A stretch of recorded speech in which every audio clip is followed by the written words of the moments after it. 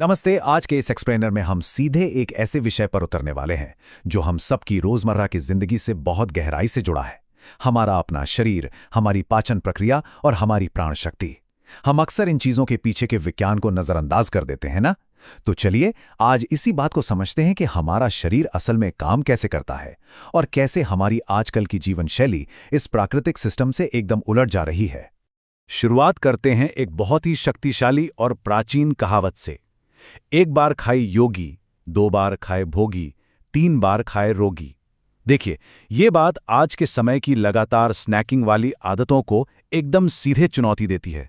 मतलब जरा सोचिए, अतीत में लोग भोजन की फ्रीक्वेंसी और स्वास्थ्य के बीच के कनेक्शन को कितनी अच्छी तरह समझते थे।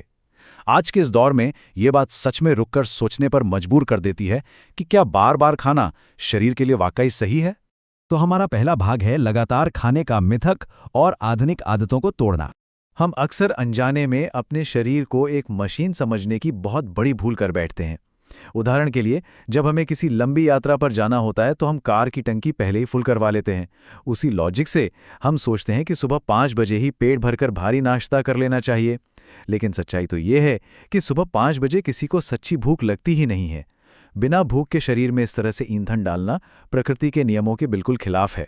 मानव शरीर किसी टाइम टेबल या यात्रा की मजबूरी से नहीं चलता, बल्कि ये अपनी अंदरूनी घड़ी और असली भूख के हिसाब से काम करता है।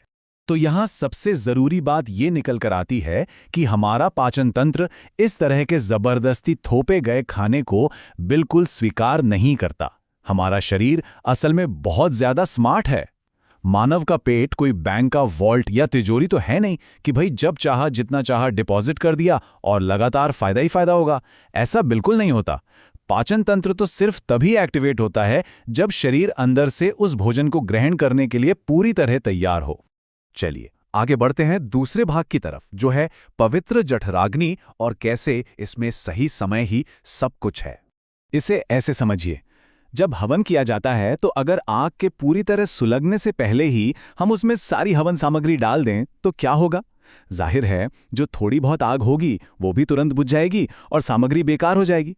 बिल्कुल यही बात हमारे शरीर की पाचन अग्नि यानी जठराग्नि पर भी लागू होती है। अगर हम पेट में तेज और सच्ची भूख महसूस होने से पहले ही खाना डाल देते हैं तो वो हमारी पाचन क्षमता को पूरी तरह से ठप कर देता है। बिना भूख के खाना खाना सच में उस बुझती हुई आग में सामग्री डालने जैसा ही है। और ये कोई नई बात नहीं है, बल्कि हमारे गहरे सांस्कृतिक और आध्यात्मिक ज्ञान का हिस्सा रहा है। श्री गुरु ग्रंथ साहिब जी की ये पंक्ति हमें याद दिलाती है, ऐसा जीवन जीना धिक्कार है जिसमें व्यक्ति का पेट खा खाकर बढ़ जाए। यह हमें बहुत गहराई से समझाता है कि सिर्फ स्वाद या एक आदत की वजह से लगातार खाते रहना बजाय असली जरूरत के अंत में हमें बीमारियों और कमजोर स्वास्थ्य की तरफ ही ले जाता है। अब आते हैं तीसरे भाग पर, तनाव भूख को कैसे मारता है और संकट के समय शरीर की प्रतिक्रिया क्या होती है। जरा कल्पना कीजिए, कोई खाने के लिए बैठा है, बहुत तेज भूख लगी है और सामने गर्मागर्म थाली रखी है, और ठीक उसी वक्त फोन बजता है और कोई बहुत ही बुरी खबर मिलती है। अब जीव विज्ञान के नजरिए से देखिए क्या होता है। शरीर तुरंत रिएक्ट करता है, सांसें तेज हो जाती हैं, पसीना आ जाता है, और सबसे कमाल की बात, वो जो तेज भूख थी ना, वो उसी पल बिल्कुल गायब हो जाती है, मर जाती है। लोग अक्सर ऐसी स्थिति में कहते हैं कि अरे 2 रोटी जबरदस्ती खा लो, हिम्मत मिलेगी। लेकिन सच तो ये है कि उस वक्त शरीर खाना पचाने की स्थिति में बिल्कुल नहीं होता। अब सवाल ये है कि ये भूख अचानक से गायब क्यों हो गई। इसे समझने के लिए हमें प्राण शक्ति यानी वाइटल पावर को परिभाषित करना होगा। ये प्राण शक्ति वो मुख्य अंदरूनी ऊर्जा है जो हमारे शरीर के सारे बायोलॉजिकल और मेंटल कामों को मैनेज करती है। जब भी कोई इमरजेंसी या गहरा तनाव आता है तो ये ऊर्जा पाचन जैसे रोजमर्रा के कामों को रोक देती है और सर्वाइवल या उस स्ट्रेस को हैंडल करने को सबसे ऊपर रखती है।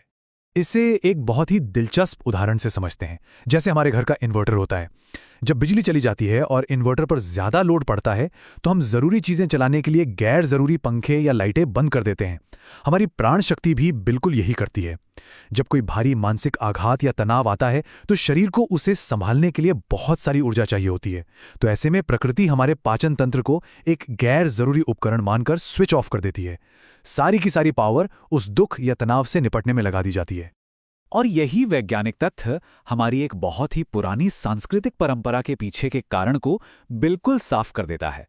भारतीय संस्कृति में जब परिवार में किसी का निधन हो जाता है तो अंतिम संस्कार पूरा होने तक घर में चूल्हा नहीं चलाया जाता। अब देखिए, ये कोई अंधविश्वास नहीं है। इसके पीछे विशुद्ध विज्ञान है कि गहरे शोक की उस अवस्था में परिवार के लोगों का जीव विज्ञान उन्हें खाना पचाने की इजाजत ही नहीं देता। प्रकृति ने उस भारी दुख से निपटने के लिए भूख के सिस्टम को ही मार दिया होता है।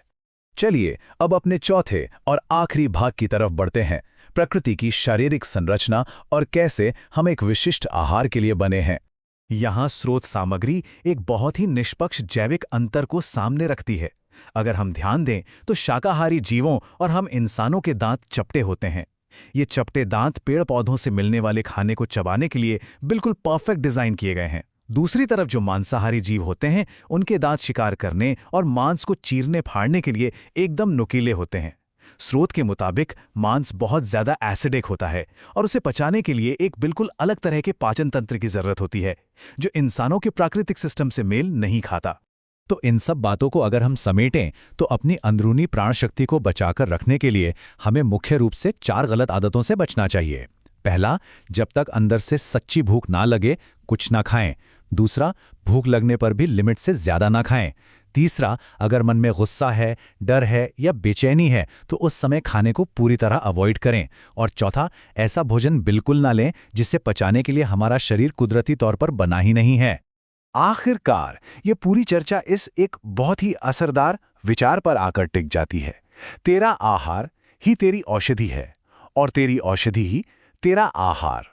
इसका सीधा सा मतलब है कि जब हम अपने भौतिक शरीर के प्राकृतिक सिग्नल्स की और मन की भावनात्मक स्थिति की इज्जत करते हैं, तभी हमारा भोजन हमारे लिए बीमारी का कारण बनने के बजाय शरीर को ठीक करने वाली औषधि बन जाता है। आज के इस एक्सप्लेनर में हमारे साथ जुड़ने के लिए बहुत बहुत धन्यवाद। जाते जाते इस एक सवाल पर जरूर गौर करना चाहिए। अगली बार जब थाली खाने से पूरी तरह भरी हो लेकिन पेट अंदर से तैयार ना हो तो सोचना चाहिए कि क्या हम सच में अपनी शारीरिक भूख मिटा रहे हैं या फिर अपनी बेशकीमती प्राण शक्ति की कीमत चुकाकर सिर्फ अपनी रोजमर्रा की आदतों और चिंताओं को फीड कर रहे हैं। ये एक ऐसा विचार है जो स्वास्थ्य को देखने का नजरिया हमेशा के लिए बदल सकता है।